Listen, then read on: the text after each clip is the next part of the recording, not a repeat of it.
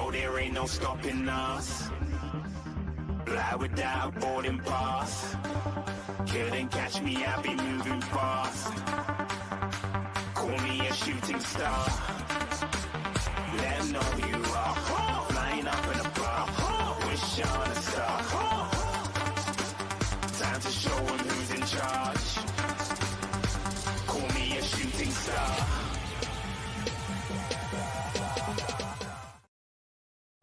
Hello, everybody, and welcome to Lee Statham TV.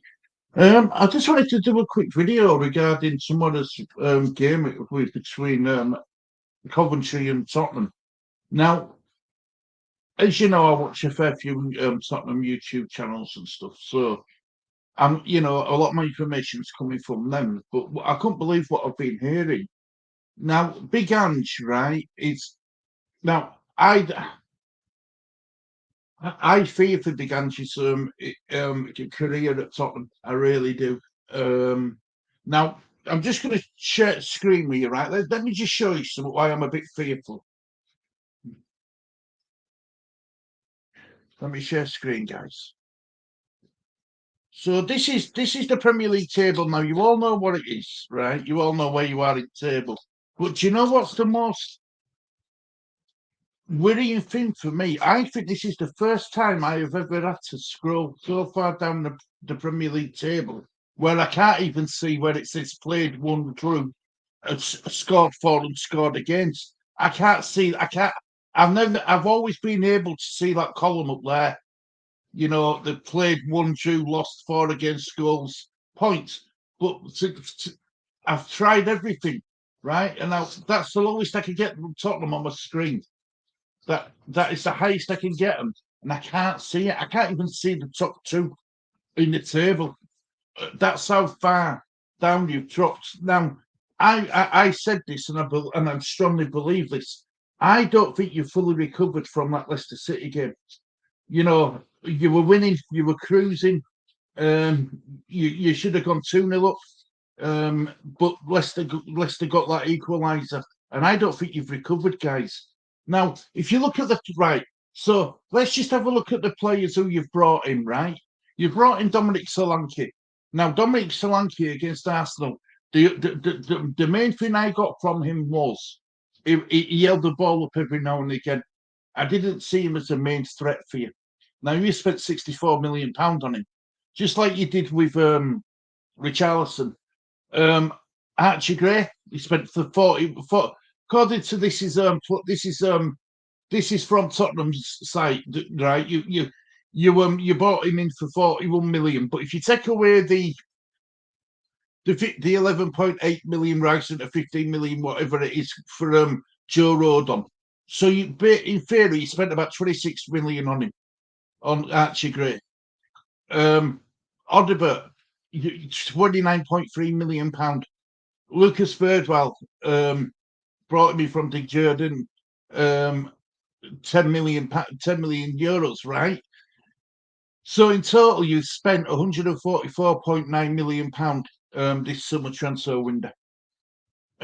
These are all players you've let go: Skip, Emerson Royale, Joe Rodon, Troy Parrott. And then rest of them are all out on loans. Adelise, Eric Dyer went on a free. And Ndombele, you ended his contract. Perisic, you let him go on a free. Ryan Sessegnon, Tanganga.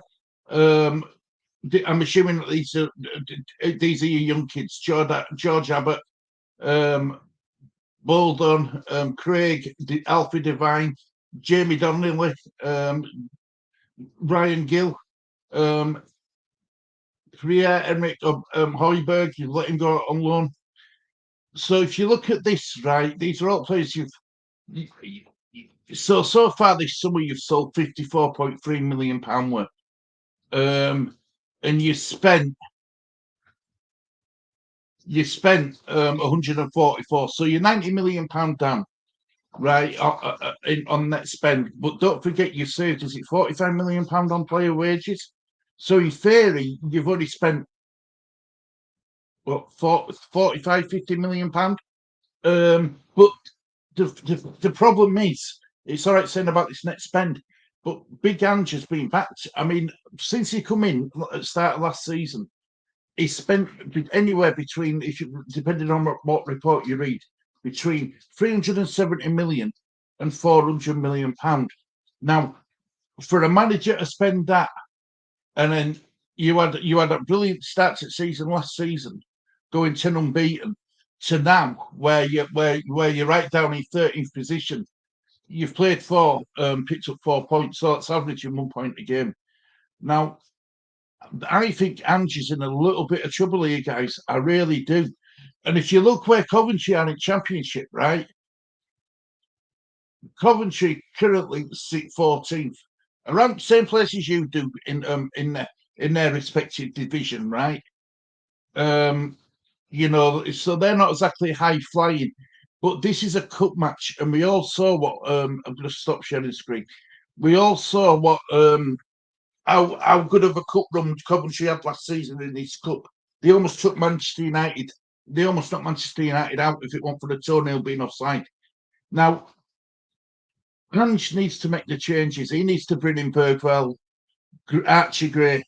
Who else can he bring in? I'd even I'd drop. I'd even bring in Dragerson. I'd rest Romero. I'd get him out at start. Get him out at firing line with fan base. Rest Brennan Johnson. Get him out at firing line with fan base. But the problem you've got is he going? Is he in a position where he can afford to do that in this game, or does he fear for his job and he's going to have to go strong and play your so-called best 11, which is what you started against Arsenal, and hope for best you get through? Because if you lose to Coventry again in the first round like you did last season against Sheffield United, were it Sheffield United? I'm sure it was. What it last week?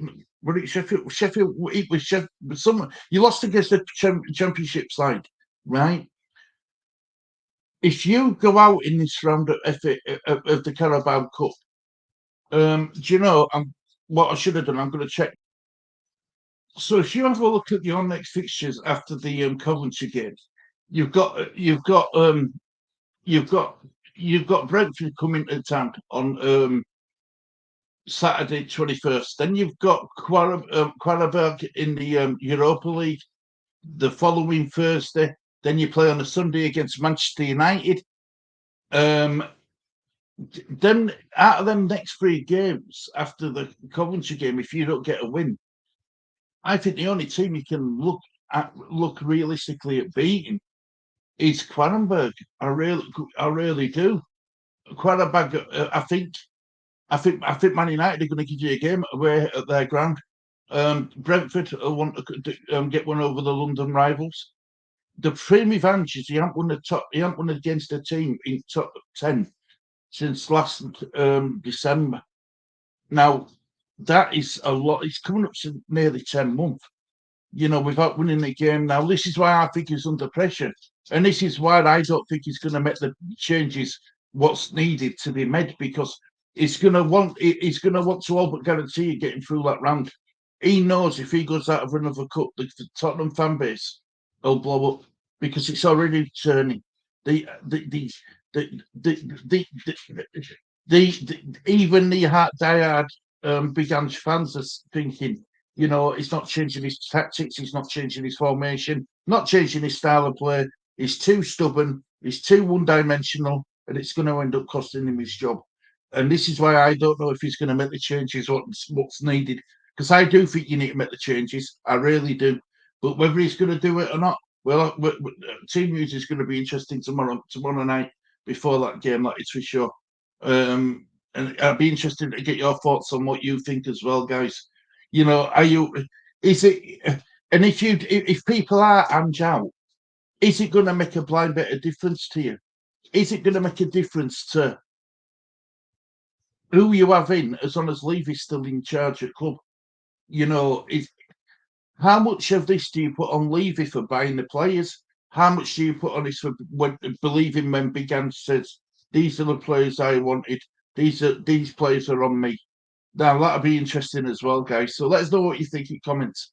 Anyway, thank you for watching this edition of Lee Statham TV. And until next time, guys, have a great afternoon. Enjoy lovely weather what we're having up north. I don't know what it is down south, but it's pretty nice up here.